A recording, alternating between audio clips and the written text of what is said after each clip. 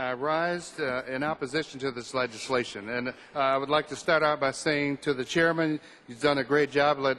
Serving on a committee has been an interesting experience. It was a very hard committee as far as resolving the issues on there, and I know that the chairman did everything he could to resolve the issues as best as he possibly could. However, and there was a lot of improvements toward the very end that were desperately needed, and for that I do applaud and appreciate the chairman for doing that. But there are a couple issues that I'm rising here today to speak out against, and the reason why I'm voting, and I actually would like this to be considered the reason for my no vote, and that is because of the Department of Human Services, a vital lifeline to many residents of Michigan, aiding families who struggle to make ends meet. The critical services provided by DHS speaks volumes about our values and how we treat the least among us. Unfortunately, the budget we're voting on today says we do not treat those with the greatest need very well.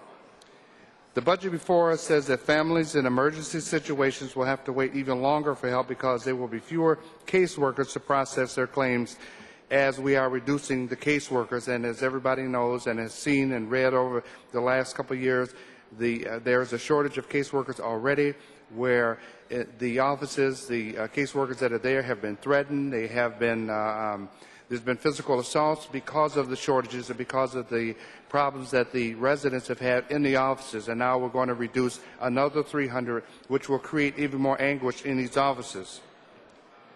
This budget will lead to more mistakes being made, more families left to languish as overworked staff falls farther behind. The budget we have today would end public assistance for 12,600 of the state's poorest families. And this will go into effect once the governor signs this bill. 12,600 of the state's poorest will then be dropped off of this. And this is not just men and women. This will be also their children that will be affected by this. And to that point, I would say that eliminating support for these families with young children will cost us more down the road in terms of the higher cost of education, special education, and juvenile justice.